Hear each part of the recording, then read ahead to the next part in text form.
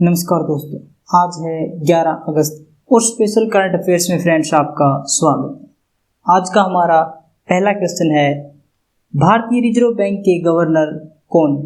Who is the governor of Reserve Bank of India?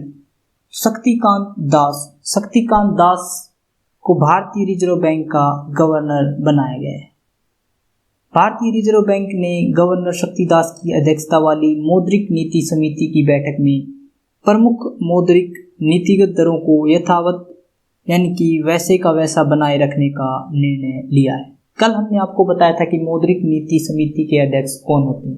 तो मौद्रिक नीति समिति के अध्यक्ष आरबीआई के जो प्रेजेंट गवर्नर होते हैं वही होते हैं। टोटल 6 मेंबर्स होते हैं मौद्रिक नीति समिति के अंदर, उसमें से 3 आरबीआई के मेंबर्स होते हैं। जापान के हिरोशिमा एवं नागासाकी पर अमेरिका ने परमाणु बम से हमला कब किया था? When did the US attack Hiroshima and Nagasaki of the Japan with nuclear bombs? 6 अगस्त और 9 अगस्त को 1945 में अमेरिका ने जापान के हिरोशिमा और नागासाकी पर परमाणु बम से हमला कर दिया था। परमाणु युग की शुरुआत के बाद से 1,26,000 से अधिक परमाणु हथियार बनाए गए। उनमें से 2,000 से अधिक का उपयोग विभिन्न प्रकार के परमाणु परीक्षण करने में किया गया है। इससे पर्यावरण और सार्वजनिक स्वास्थ्य को गंभीर तथा दीर्घकालिक नुकसान होता है। व्यापक नुकसान। वर्तमान में उपलब्ध परमाणु हथियारों में से कुछ का उपयोग नागरिक आबादी के खिलाफ किया जाता है, तो इससे होने वाले नुकसान की हम कल्पना भी नहीं कर सकते। बड़े पैमाने पर नुकसान पहुंचाने के लिए दुनिया के किसी भी लक्ष्य के खिलाफ परमाणु हथियारों को किसी भी समय लॉन्च किया जा सकता है। सुरक्षा का अभाव। परमाणु हथियारों के हमले के खिलाफ खुद को बचाने का कोई वास्तविक तरीका नहीं, चाहे इन हथियारों का प्रयोग जानबूझकर, अनजाने में या गलती से ही क्यों न किया जाए। भारत की परमाणु नीति कैसी है? How is India's nuclear policy? तो भारत की परमाणु नीति की नो फर्स्ट यूज, हम किसी पर भी पहले प्रयोग नहीं करेंगे। भारत के पास परमाणु हथियार और व्यापक परमाणु ईंधन चक्र अक्षमता दोनों है। सिपरी की रिपोर्ट के अनुसार 2019 में भारत के पास 130 से 140 परमाणु हथियार थे। इस तरह के अनुमान आमतौर पर वेपन ग्रेड प्लूटोनियम के भंडार के विश्लेषण के आधार पर लगाए जाते हैं। India has both nuclear weapons and extensive nuclear fuel cycle capability. According to the SIPRI report, India had been 130 and 140 nuclear weapons in the year 2019. Such estimates are usually made on the basis of analysis of reserves of Viper grade plutonium. Bharat परमाणु अप्रसार संधि और व्यापक परमाणु परीक्षण प्रतिबंध संधि दोनों में शामिल नहीं हुआ। भारत ने अंतर्राष्ट्रीय परमाणु ऊर्जा एजेंसी के साथ सुविधा विशिष्ट सुरक्षा समझौते किए तथा परमाणु आपूर्तिकर्ता समूह से विशेष छूट प्राप्त की है। यह उसे वैश्विक असैनिक परमाणु प्रौद्योगिकी वाणिज्य में भाग लेने की अनुमति देता है। 1998 के परमाणु परीक्षणों के बाद भारत सरकार ने एक राष्ट्रीय सुरक्षा सलाहकार बोर्ड की स्थापना की, जिसके द्वारा 1999 में भारतीय परमाणु सिद्धांत पर एक ड्राफ्ट रिपोर्ट जारी की गई। ड्राफ्ट रिपोर्ट में व्यापक रूप से भारत की परमाणु पहले प्रयोग नहीं की नीति, नो फर्स्ट यूज पॉलिसी और विश्वसनीय न्यूनतम परमाणु अवरोध, क्रेडिबल मिनिमम न्यूक्लियर डिटरेंस इन की रक्षात्मक मुद्रा को रेखांकित किया गया था। अंतर सरकारी समुद्र विज्ञान आयोग का संबंध किससे? With whom is the intergovernmental oceanographic commission concern? तो यूनेस्को का अंतर सरकारी समुद्र विज्ञान आयोग संयुक्त राष्ट्र के अंतर्गत समुद्री विज्ञान के प्रति समर्पित एक मात्र सक्षम संगठन। The intergovernmental oceanographic commission IOC of UNESCO is the only competent organization devoted to marine science under the United Nations. इसकी स्थापना 1960 में यूनेस्को के कार्यकारी स्वायत्त निकाय के रूप में की गई थी।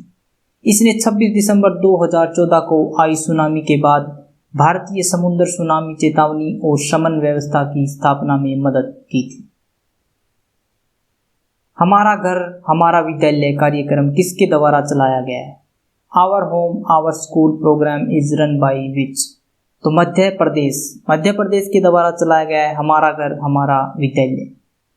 मध्य प्रदेश सरकार के स्कूल शिक्षा विभाग द्वारा घर पर ही शिक्षा उपलब्ध कराने के उद्देश्य से शुरू किया गया एक शिक्षण कार्यक्रम है हमारा घर हमारी। इसका उद्देश्य कोविड-19 महामारी के चलते विद्यालयों के बंद होने के कारण 22 लाख छात्रों तक इस कार्यक्रम की पहुंच को सुनिश्चित करना है। कार्यक्रम के पीछे मुख्य रूप से इस अवधारणा को सुनिश्चित करना है कि छात्र घर पर नियमित रूप से अध्ययन करते रहें तथा घर पर ही अपने बड़ों द्वारा जीवन कौशल को भी सीखते रहें। फ्रेंड्स, अगर आपको बैंकिंग, एसबीआई क्लर्क या एसबीआई पीओ, आईबीपीएस बैंक्स या किसी भी बैंक के एग्जाम के लिए करंट अफेयर प्रिपेयर करनी है तो आप यहाँ से कर सकते हैं। भारत मौसम विज्ञान विभाग की स्थापना कब की गई थी? When was the India Meteorological Department established? IMD was established in the year 1875.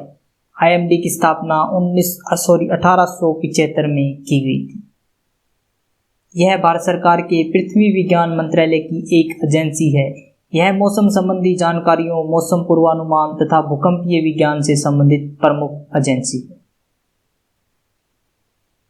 One nation one ration card की शुरुआत कब की गई थी?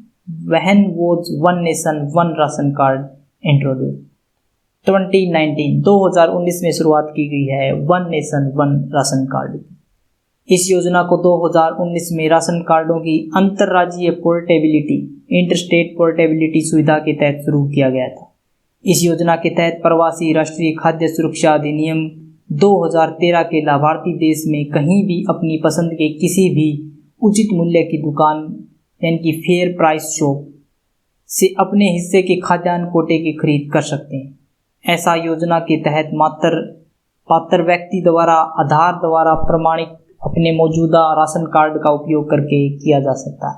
इस योजना में 24 राज्यों और केंद्र शासित प्रदेशों के लगभग 65 करोड़ लाभार्थी शामिल, जिनमें से कुल 80% लाभार्थी के एनएफएसए के अंतर्गत हैं, जो अब 24 राज्यों और केंद्र शासित प्रदेशों में कहीं से भी रियायती दर पर राशन प्राप्त कर सकते हैं। परिवार पहचान पत्र आधार कार्ड से अलग कैसे? How is a family identity card different from an Aadhaar card? Aadhaar एक इकाई के रूप में सिर्फ एक व्यक्ति का प्रतिनिधित्व करता है, जबकि पीपीपी परिवार पहचान पत्र एक इकाई के रूप में एक परिवार का प्रतिनिधित्व करता है। Aadhaar represents only one person as a unit, whereas PPP represents one family as a unit।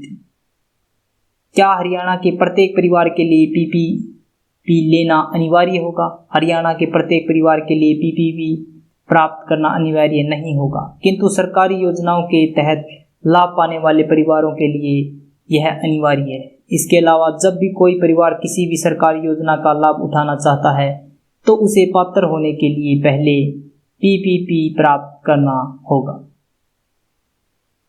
Rabindranath Tagore की कौन सी जयंती मनाई जा रही है? Which birth anniversary of Rabindranath Tagore is being celebrated?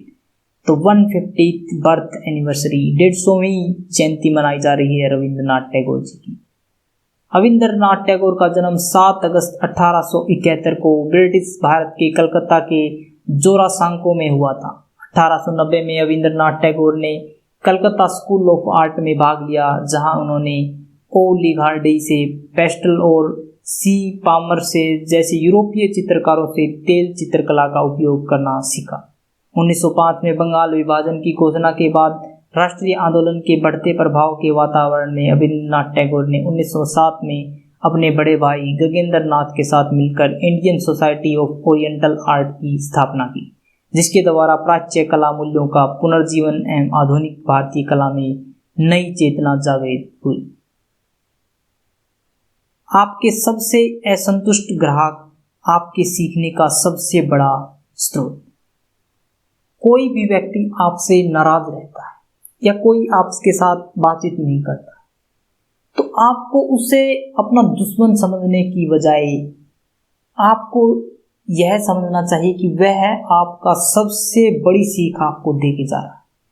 उससे आपको पता चल जाता है कि वह आखिरकार आपसे क्यों रूठा हुआ। आप कोई भी बिजनेस करते हैं, कोई व्यक्ति आपसे असंतुष्ट है, तो वह आपके सीखने का सबसे बड़ा स्रोत है।